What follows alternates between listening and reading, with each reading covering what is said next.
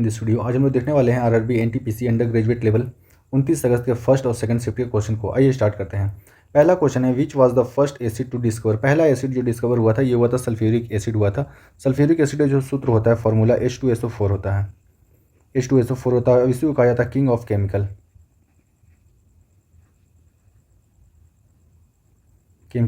और ये जो है 8th सेंचुरी में जाबिर इब्न हयान के द्वारा जो है डिस्कवर किया गया था और ये एक अरबियन थे।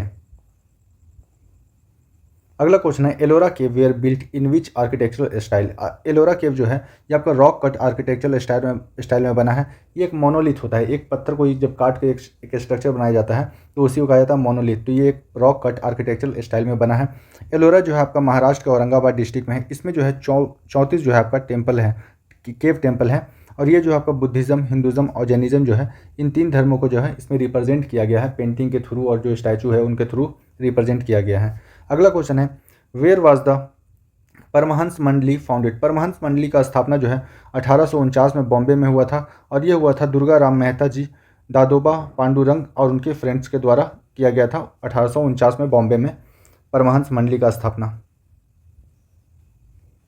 Who come to Indus valley civilization from the central Asia. Indus valley civilization आपको पता है कि 2500 से लेकर 1750 BC के आसपास जो है आपका इंडस वैली सिविलाइजेशन जो है चला। इसके बाद जो है 1500 से लेकर 1000 BC तक जो है आर्यन जो है सेंट्रल एशिया से आए थे। तो इंडस वैली सिविलाइजेशन जहाँ पर बसा था वहाँ पर आकर बसे थे, आर्यंस आके बसे थे। आर्यन जो है सेंट्रल एशिया से आया हुआ है, ये कहा गया था मैक्स मुलर के द्वारा। और डिफरेंट हिस्टोरियन जो है अपने हिसाब से धारणा दिए हैं कि जो आर्यन है ये कहाँ से आए हैं। अकॉर्डिंग टू इंडियन थ्योरी जो है आपका AC दास के द्वारा जो है थ्योरी दिया गया है कि आर्यंस जो थे ये इंडियन ही थे। इसके अलावा जो आपका आर्टिक, ये इंपॉर्टेंट है, आर्टिक रीजन या इसी को कहा जाता है नॉर्थ पोल से आए थे आर्यन। ये जो है लोकमान्य तिलक के द्वारा ये धारणा दिया गया है। इसके अलावा जब से पूछा जाएगा स्वामी दयानंद सरस्वती के हिसाब से जो है आर्यन कहाँ से आए थे, तो इनका जो है ओरिजिनल घर था ये तिब्बत था।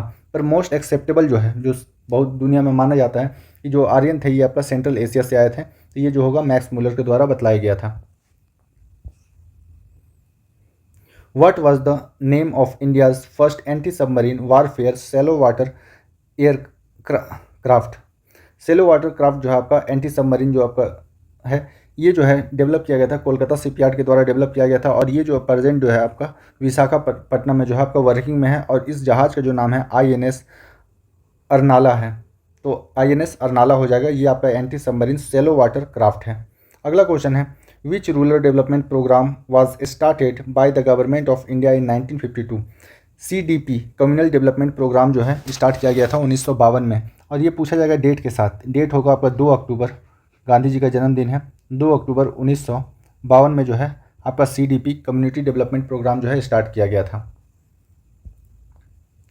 Under which article of Indian constitution is the administration of union territory describe. Administration जो संभालता है आपका यूनियन टेरिटरी का, भारत में 8 यूनियन टेरिटरी है, वहाँ पर आपका डायरेक्ट प्रेसिडेंट का रूल रहता है। तो प्रेसिडेंट जो है लेफ्टिनेंट गवर्नर को अपॉइंट करते हैं किसी भी यूनियन टेरिटरी को संभालने के लिए। तो यूनियन टेरिटरी के बारे में मेंशन किया गया आर्टिकल 239 में। इसके अलावा जो है ये जो है 7 तारीख का पेपर में आया था कि दिल्ली के बारे में जो आपका दिल्ली को स्पेशल स्टेटस जो मिला है ये कितने नंबर आर्टिकल में मेंशन है, तो आर्टिकल 239 का AA में जो है मेंशन है। तो आप इसको भी याद रखिए। अगला क्वेश्चन है, which area is affected due to the western ghat. Western ghat की वजह से जो है कौन सा एरिया मेनली अफेक्टेड है, ये भारत, ये है वेस्टर्न घाट। वेस्टर्न घाट की जो पहाड़ी है इसको सियाद्री कहा जाता है। ये सियाद्री पहाड़ी की वजह से जो है आपका यहाँ पर एक ट्रेंगुलर फॉर्म है आपका, इस ट्रेंगुलर फॉर्म को कहा जाता है दक्कन का पठार कहा है। तो दक्कन का पठार जो है आपका मेनली अफेक्टेड रहता है वेस्टर्न घाट की वजह से। तो दक्कन प्लेट्यू हो जाएगा। अगला है, which of the flowing factor does not influence the population of India. इसमें से कौन सा ऐसा फैक्टर है जो डिपेंड नहीं करता। क्लाइमेट जितना ज़्यादा हार्श रहेगा, अब देखोगे जितना भी गर्म कंट्री है, मेनली आपका जो अफ्रीकन कंट्री है, इंडिया हो गया, अरब हो गया, यहाँ पर जो है आपका जनसंख्या का ग्रोथ जो है काफ़ी रहता है एज़ कम्पेयर ऑफ ठंडे कंट्री। सोइल जो है, सोइल जितना ज़्यादा फर्टाइल होगा उस जगह पे पॉपुलेशन का डेंसिटी उतना ज़्यादा हाई होगा। टोपोग्राफी, अब देखिए पहाड़ के कंपेयर में जो है मैदानी इलाका वहाँ पर आदमी ज़्यादा रहता है। लेटीट्यूड का फ़र्क नहीं पड़ता है। तो ये जो है आपका हो जाएगा कि इसका जो है इम्पैक्ट कम पड़ता है। अगला है, who is the author of the Buddhist text. Visuddhimagga जो बुक है ये लिखा गया है बुद्ध घोषा के द्वारा जो है लिखा गया है। In which year did the government of Bengal pass the electric lightning act. Electric lightning act जो है ये आपका 1895 का है। ये काफ़ी टफ क्वेश्चन हो जाता है, जो बंगाल से बाहर के होंगे उनके लिए काफ़ी टफ हो जाएगा, क्योंकि बंगाल के एग्जाम में ये मल्टीपल टाइम आ चुका है कि इलेक्ट्रिक लाइटनिंग एक्ट जो है ये 1895 का है। अगला question, who become the 8th player in the world and the second Indian to complete the 12,000 run in T20 cricket in April 2025। Bharat में जो है सबसे पहली बार जो है आपका 12,000 रन का जो स्कोर है क्रॉस किया गया था विराट कोहली के द्वारा। सेकंड बने हैं आपके जो है रोहित शर्मा बने हैं, ये सेकंड में है जिन्होंने 12,000 रन क्रॉस किया है T20 मैच में। अगला क्वेश्चन है, who is the current chancellor of Austria. Austria के जो करंट चांसलर है इनका नाम है क्रिश्चियन स्टोकर है। क्रिश्चियन स्टोकर है और ये ऑस्ट्रेलिया के मार्च में बने हैं, शायद 28 मार्च को जो है ऑस्ट्रेलिया के नए चांसलर बने हैं। वेयर वाज द त्रिशक्ति नाविक अभियान लॉन्च। ये जो है बॉम्बे से लॉन्च हुआ था। त्रिशक्ति नाविक अभियान जो है आपका बॉम्बे से लॉन्च हुआ था, और इसके दौरान जो है 4,000 माइल का जो है ये लोग ट्रैवल करेंगे, समुद्री रास्ता को ट्रैवल करेंगे, और इसमें सिर्फ और सिर्फ जो है महिलाएं रहेंगी, 4,000 माइल का। तो ये बॉम्बे से लॉन्च हुआ था। अगला है, on which body can RTC right to information RTI हो जाएगा, RTI बी अप्लाइड। RTI जो है गवर्नमेंट बॉडी के ऊपर लगता है, कोई भी गवर्नमेंट एजेंसी है, अगर आप उसमें से कुछ अगर इन्फॉर्मेशन लेना चाहते हैं तब आप RTI कीजिएगा। अब RTI करने के लिए कंडीशन आपको 10 रुपये का टोकन मनी आपको पे करना पड़ता है, और इसके दौरान जो है 30 दिन के अंदर में उस संस्था से आपको जो है रिपोर्ट मिल जाएगा। ये जो है सिक्योरिटी एजेंसी के ऊपर काम नहीं करता है। DRDO जहाँ पर आपका गवर्नमेंट सिक्योरिटी का बात हो जाता है या देश का सिक्योरिटी का बात हो जाता है, वहाँ पर ये काम नहीं करता RTI। इसके अलावा जो है प्राइवेट कंपनी के ऊपर आप RTI नहीं डाल सकते हैं कि आपको वहाँ से कुछ इन्फॉर्मेशन चाहिए, तो ये आपको नहीं मिलेगा। ये सिर्फ और सिर्फ गवर्नमेंट बॉडी के ऊपर जो है RTI काम करता है, राइट टू इन्फॉर्मेशन। और राइट टू इन्फॉर्मेशन जो है 2005 में आया था, 2005 का है, तो इसको भी याद रखिए। अगला है, which seed sprout in space as per the ISRO see crops and experiment. ISRO के द्वारा जो है स्पेस में आपको पता है कि काफ़ी लो ग्रेविटी होता है। लो ग्रेविटी में जो है इसरो के द्वारा जो है क्रॉप का जो है कॉपी का जो है आपका जनरेशन किया जा रहा, ताकि वहाँ पर देखा जाए लो ग्रेविटी में ये कैसा उत्पादन देता है और कैसा इसका नेचर रहता है। अगला है, which of the following is the indigenous light tank of India. आसान सा क्वेश्चन। जोरावर जो है भारत का जो है ये जो है इंडिजीनियस है और लाइट टैंक है आपका जोरावर। अगला क्वेश्चन है, in which year was the Paris agreement on the climate change adopted. Paris agreement जो है ये आसान सा क्वेश्चन है, पर ये 50 बार डिफरेंट पेपर में आया होगा। पेरिस एग्रीमेंट जो है ये 2015 का है। यहाँ पर जो है आपको पता है कि अर्थ का जो एवरेज टेम्परेचर ये भी पेपर में आ चुका है, 16 डिग्री सेल्सियस के आसपास है। तो ये जो है कि जिस तरह से हम लोग ग्लोबल वार्मिंग कर रहे हैं, जिस तरह से कार्बन डाइऑक्साइड निकल रहा है, उसके दौरान जो है अर्थ का टेम्परेचर अगर 2 डिग्री सेल्सियस भी बढ़ गया तो काफ़ी सारे सिटी ऐसा है जो समुद्र के आसपास हैं, वो जो है पानी के अंदर चले जाएंगे। तो ये जो है ड्यूरेबल माना गया है कि 1.5 डिग्री सेल्सियस तक जो है अर्थ बर्दाश्त कर सकता है टेम्परेचर का राइज। पर अगर ये 2 डिग्री सेल्सियस तक बढ़ गया तो काफ़ी सारे कोस्टल सिटी जो है उस समुद्र के अंदर चले जाएंगे। तो जो पेरिस एग्रीमेंट है ये 2015 का था। How many regional rural bank remain after the merging of 28 bank. 28 bank का मर्ज करने के बाद भी जो है आपका 28 बैंक जो है रीजनल रूरल बैंक जो है अभी एग्जिस्ट करता है। इसका ये जो है इसका मेनली काम जो है आपका एग्रीकल्चर के क्षेत्र में है। आप RBI सुने होंगे, रीजनल रूरल बैंक, ये काफ़ी आसान दरों पर जो है किसानों को लोन वगैरह प्रोवाइड कराया जाता है इसमें। तो 28 बैंक जो है अभी 8% बचे हुए हैं मर्जर के बाद।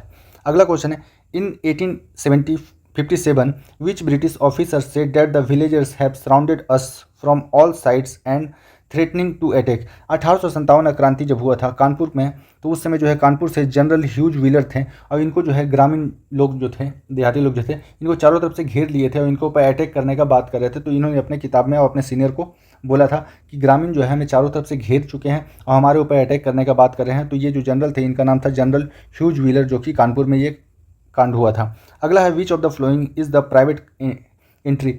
इसमें काफ़ी सारा ऑप्शन दिया हुआ था, रेलवे दिया हुआ था, रेलवे वगैरह दिया हुआ था, शायद पोस्ट ऑफिस दिया हुआ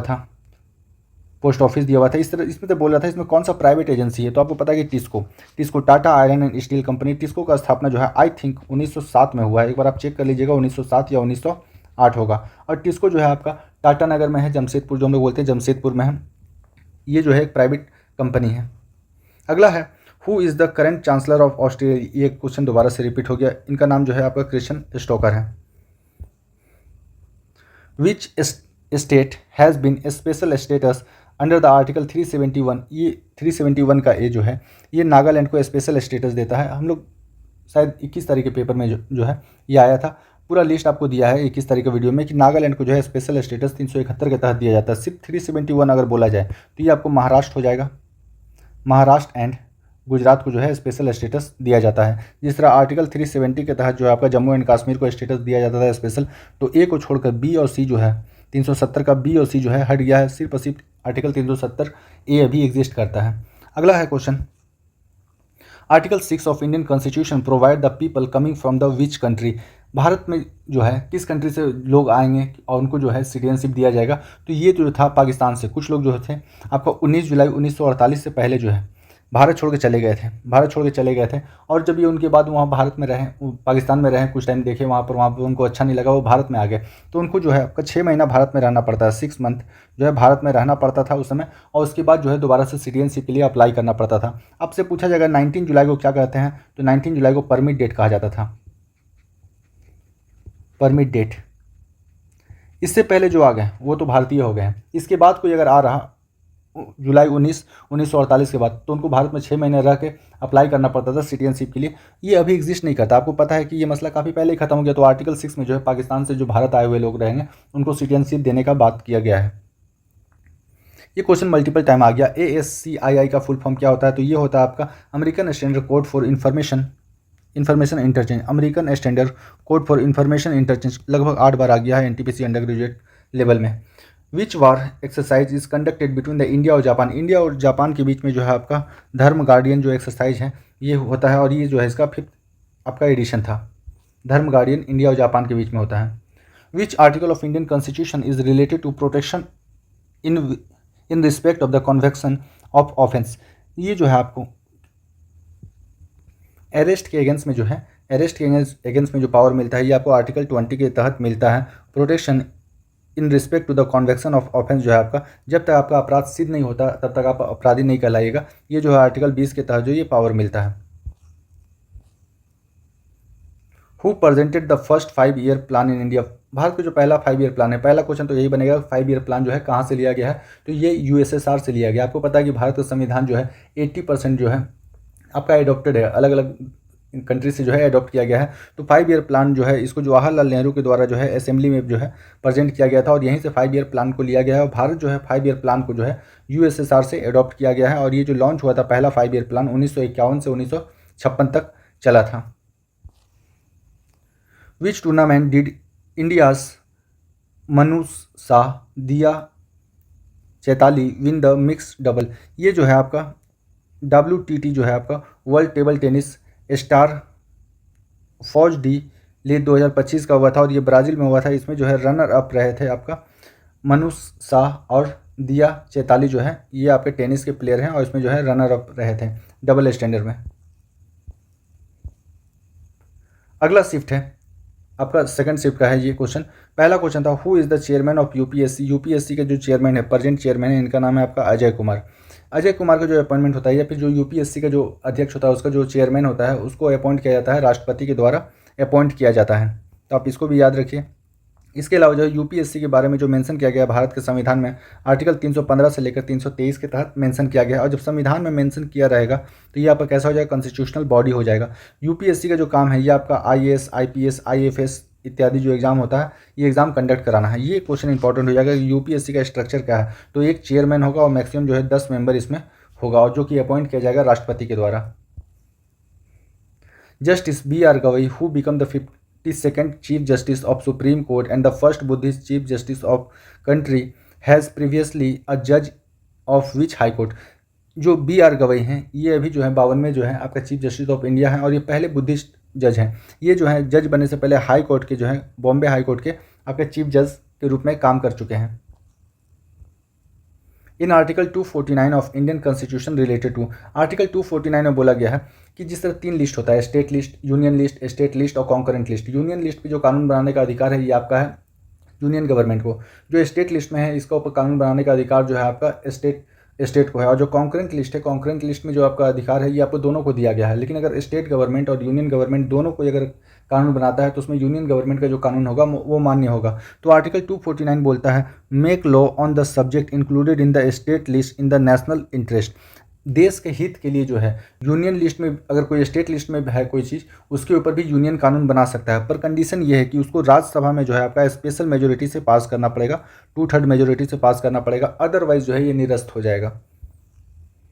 अगला है who was Heliodorus N ambassador of. Heliodorus जो था ये आपका ग्रीक एम्बेसडर था जो कि भारत में आया था, और ये जो है भागाभद्रा के दरबार में आया था, और ये मध्य प्रदेश में आया था। और भागाभद्रा जो है सुंग वंश का एक राजा था। इसके बारे में जो हमको इंस्क्रिप्शन से पता चलता है हेलियोडोरस भारत में आया था, ये जो है आपका बेस नगर इंस्क्रिप्शन से हमको पता चलता है कि जो आपका हेलियोडोरस है ये भारत में आया था। इसके अलावा जो है पुष्यमित्र सुंग जो है सुंग वंश का फाउंडर था, और ये जो है आपका भागाभद्रा ये सुंग वंश का ही एक राजा है, तो ये भी याद रखिए। और पुष्यमित्र सुंग जो है एसेसिनेशन करता है बृहदत्त का। और पता है आपको कि बृहदत्त जो था आपका मौर्य वंश का आखिरी राजा था।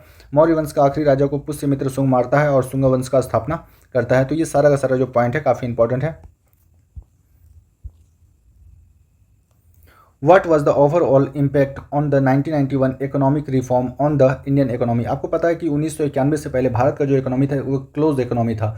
1951 में आपका LPG आता है, LPG liberalisation, privatisation and globalisation आता है। इसके बाद जो है भारत का इकोनॉमी जो है ओपन हो जाता है। इसमें जो है आपका IMF और वर्ल्ड बैंक जो है काफ़ी ज़्यादा कंट्रीब्यूट करता है भारत को। आपको पता है कि 13 दिन का ही पैसा बचा था भारत के पास। उसके बाद जो भारत को हेल्प करता है और भारत एक ग्लोबलाइज हो जाता है, और इसके दौरान जो है भारत में एम्प्लॉयमेंट जो है काफ़ी रैपिडली इंक्रीज़ करता है। तो आप इसको भी याद रखिए। उस समय पूछा जाए कि उस समय भारत के प्राइम मिनिस्टर कौन थे, तो PV नरसिम्हा राव। अगर फाइनेंस मिनिस्टर पूछा जाए तो ये हो जाएंगे डॉक्टर मनमोहन सिंह, उस समय भारत के फाइनेंस मिनिस्टर थे। तो ये LPG हुआ था आपका 1991 में, और भारत जो है ग्लोबलाइज हो गया था। दी Deccan plateau generally slope toward, ये क्वेश्चन कई बार आया है डिफरेंट एग्जाम में। डकन प्लेट्यू जो है आपको पता है कि वेस्टर्न घाट जो है आपका, वेस्टर्न घाट जो है भारत का वेस्टर्न घाट ये काफ़ी ऊंचा है, और जो ईस्टर्न घाट है ये काफ़ी नीचा है। वेस्टर्न घाट को कहा जाता है बस सह्याद्री कहा जाता है। तो ये जो पोर्शन है पश्चिमी भाग जो है ऊंचा है और ये भाग नीचा है, तो ये जो स्लोप होगा इधर की तरफ होगा। तो यही बोला गया टुवर्ड द ईस्ट, पूरब की तरफ जो है आपका स्लोप ज़्यादा है। इसका जो ऊंचाई दिया गया है लगभग 2000 फीट होता है। ये पूछना बड़ा ये हो जाएगा कि ये याद करना मुश्किल है, 2000 फीट याद करना मुश्किल है। यही वजह है कि जब देखिए डेक्कन प्लेट्यू के पास जो है मैक्सिमम जो रिवर है वो आपका ईस्ट की तरफ फ्लो करती हुई आपको दिखती है।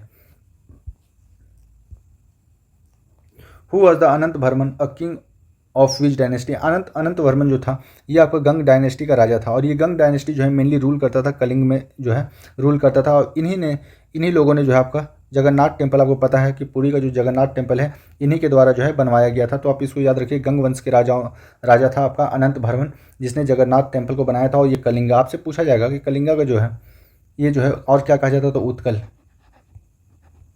एक क्वेश्चन आया था कि उत्कल दिवस जो है किस स्टेट में मनाया जाता है, तो उत्कल जो है आपका उड़ीसा का पुराना नाम है, उड़ीसा का जो अर्ली नाम है उसको कलिंगा भी कहा जाता है। How many giga watt of nuclear energy will India developed by the 2047 for energy transition. Bharat जो है 2047 तक जो है भारत का जो टारगेट है कि 1000 गीगावाट न्यूक्लियर एनर्जी का जो है कैपेसिटी का जो है एनर्जी तैयार कर सके। अभी 8% भारत जो तैयार करता है 8.18 गीगावाट एनर्जी जो है न्यूक्लियर से तैयार कर पाता है। अब भारत की जो तैयारी है आपका 1947 तक का है कि 1947 तक भारत जो है 100 गीगावाट न्यूक्लियर एनर्जी को जनरेट कर पाएगा। और भारत जो है 2070 तक जो है आपका कार्बन इमिशन में जो है आपका जीरो हो जाएगा। मतलब यहाँ पर जो है आपका इंडस्ट्रियलाइजेशन, जिस तरह कार्बन रिलीज होता है, कार्बन डाइऑक्साइड गैस रिलीज होता है, तो इन सब से भारत जो है ऊपर उठ जाएगा, और भारत जो है एक क्लीन एनर्जी की तरफ मूव करेगा 2070 तक। ये भारत का जो है टारगेट है। अगला है where was the world government summit 2025 held. Important question, ये आने वाला पेपर में भी आएगा। जो आपका वर्ल्ड समिट है 2025 का, ये आपका हुआ था दुबई यूनाइटेड अरब एमिरेट में हुआ था, और ये हुआ था फरवरी 13 को हुआ था। इसका जो है थीम, इसको भी याद रखिए, शाइनिंग फ्यूचर गवर्नमेंट्स जो है आपका थीम था ये वाला। ये तीनों याद रखिए कि 13 फरवरी को हुआ था, दुबई में हुआ था, और थीम जो है आपका shaping future government. Who translated the book heart lamp into English, ये 7 तारीख को आया है। 7 तारीख और 8 तारीख दोनों का पेपर में था। ये जो आपका बुक है हिट हार्ट लैम्प जो बुक है, इसको लिखा है आपका बानू मुश्ताक ने, और ये जो ओरिजिनली लिखा है कन्नड़ लैंग्वेज में लिखा गया है। इसको इंग्लिश ट्रांसलेशन जो है दीपा भारती के द्वारा जो है किया गया है। इसी बुक को जो है आपका 2025 का जो है बुकर प्राइज़ मिला है। तो आप इसको भी याद रखिए कि जो आपका हार्ट लैम्प है इसी को बुकर प्राइज़ मिला है। इसका इंग्लिश ट्रांसलेशन जो है दीपा भारती के द्वारा किया गया है, और बानू मुश्ताक के द्वारा ये ओरिजिनली जो है कन्नड़ भाषा में लिखा गया है। अगर ये पूछा जाए कि ये है क्या, तो ये छोटे छोटे जो स्टोरी का जो है कलेक्शन है। How many times more acidic will be a solution with the pH 2 is more than the solution with the pH 4। आपको पता है कि pH का वैल्यू, आपको ये जो pH स्केल है, pH स्केल आपका जो है 0 से लेकर 7 तक होता है का रेंज जो रहेगा, इसको बोलते हैं एसिड बोलते हैं। और जो 7 से लेकर 14 तक रहता है, इसको बेस कहा जाता है। तो जैसे जैसे हम लोग पीछे की तरफ बढ़ेंगे, जैसे जैसे पीछे की तरफ बढ़ेंगे, आपका जैसे जैसे pH वैल्यू कम होगा, वैसे वैसे एसिडिटी बढ़ता जाएगा। pH स्केल को सोरेनसन ने बनाया था। सोरेनसन, ये ग्रुप डी में आया हुआ है। ग्रुप डी में आया हुआ है कि pH स्केल को किसने बनाया था? सोरेनसन ने बनाया था। तो ये 100 टाइम मोर जो है एसिडिक होता है। जैसे आप 4 से 2 पे आइएगा, 2 यूनिट आप अगर पीछे जा रहे हो, तो एसिडिटी जो है, एसिडिक जो है नेचर 100 टाइम जो है ये इंक्रीज कर जाएगा। What are the main elements of the quaternary sector? आपको पता है प्राइमरी सेक्टर, सेकेंडरी सेक्टर और टर्सरी सेक्टर होता है। ये जो आपका क्वाड्रेटिक मतलब 4 नंबर का जो सेक्टर है, इसमें है क्या? इसमें एक्चुअली आता है आपका IT आता है, information, media, research, development, information based service, like ये जो आपका हो गया IT सर्विस वगैरह हो गया, ये आपका आता है क्वाड्रेटिक सेक्टर के अंदर में आता है। और भारत को जो है आपका ये काफ़ी तेज़ी से, भारत जो है अमेरिका को काफ़ी ज़्यादा जो है IT सेक्टर में जो है हेल्प कर रहा है। आपको पता है कि इंडिया के ऊपर जो है 50% का टैरिफ जो है लगा दिया गया है, जिससे भारत के ऊपर जो है काफ़ी ज़्यादा फाइनेंशियल इम्पैक्ट आने वाला है। First 5 year plan is based on which model? आसान सा क्वेश्चन, आपका जो है ये हेरोडोमर मॉडल के ऊपर बेस है। और पहला जो 5 ईयर प्लान था आपका, ये हेरोडोमर मॉडल भी इसको कहा जाता है। पहला 5 ईयर प्लान जो है 1951 से 1956 तक चला था। इसमें भारत जो है सबसे ज़्यादा जो फोकस करता है, ये एग्रीकल्चर के ऊपर करता है। सेकंड 5 ईयर प्लान को वो कहा जाता है महालनोबिस मॉडल कहा जाता है, या समटाइम आपको ऐसे ही मिल सकता है नेहरू महालनोबिस आपका जो है मॉडल कहा जाता है। ये था 1956 से लेकर 1961 था। और इस दौरान जो भारत है जो है इंडस्ट्री के ऊपर जो है आपका हेवी इंडस्ट्री के ऊपर काफ़ी ज़्यादा जो है ध्यान देता है। What was the main objective of green revolution in India? Bharat में ग्रीन रेवोल्यूशन का होने का पहला जो आपका रीज़न है, ये आपका था कि भारत जब आज़ाद हुआ 15 अगस्त 1947 को, तो उस दौरान भारत में फूड क्राइसिस हो गया था। अमेरिका हेल्प करता है, अमेरिका में जो जानवरों को खाना दिया जाता था, वो अनाज जो है भारत को भेजता था। भारत समझ गया था कि हमको सेल्फ डिपेंडेंट होना पड़ेगा। तो थर्ड 5 ईयर प्लान के दौरान जो है भारत में ग्रीन रेवोल्यूशन जो है स्टार्ट किया जाता है MS स्वामीनाथन के द्वारा, और इसीलिए MS स्वामीनाथन को father of Indian green revolution कहा जाता है। तो इसके दौरान जो है आपका अचीव करना था, भारत को सेल्फ सफिशिएंट होना था, फूड क्राइसिस से जो है बचना था। इसके दौरान जो है भारत जो हाई यील्ड वैरायटी के जो बीज है उसको उगाता है। और ये जो है सबसे ज़्यादा इम्पैक्ट करता है आपका ग्रीन रेवोल्यूशन, ये है पंजाब, हरियाणा और वेस्टर्न यूपी वाला जो रीजन है, यूपी का रीजन है, सबसे ज़्यादा जो है इस एरिया को बेनिफिट होता है। और सबसे ज़्यादा जो उत्पादन बढ़ता है ये वीट का बढ़ता है, वीट और राइस का प्रोडक्शन बढ़ता है। तो ये आपका था आपका मेन ऑब्जेक्टिव ग्रीन रेवोल्यूशन का, कि भारत को सेल्फ सफिशिएंट होना है। अगला है in which state of India has the largest upcoming cricket stadium going to make? सबसे बड़ा जो प्रेजेंट में आपका स्टेडियम है, इसका नाम है आपका नरेंद्र मोदी स्टेडियम, जो कि आपका अहमदाबाद में है। इसका कैपेसिटी लगभग 1,32,000 का है। आपसे ये भी पूछा जा सकता है नरेंद्र मोदी स्टेडियम जो है इसका पहले नाम क्या था? तो सरदार वल्लभ भाई पटेल स्टेडियम इसका नाम था, और इसका नाम बदल के अभी हो गया नरेंद्र मोदी स्टेडियम हो गया है। अभी जो सबसे बड़ा स्टेडियम बनने वाला है, जो अपकमिंग है, ये आपका विजयवाड़ा में बनने वाला है, आंध्र प्रदेश में, और इसका कैपेसिटी लगभग 1,42,000 के करीब का होगा। तो ये अभी ऑन गोइंग प्रोजेक्ट है, और ये विजयवाड़ा आंध्र प्रदेश में बनने वाला है। इतना ही क्वेश्चन मिल पाया। If you like this session, please like, share and subscribe. Thank you for watching.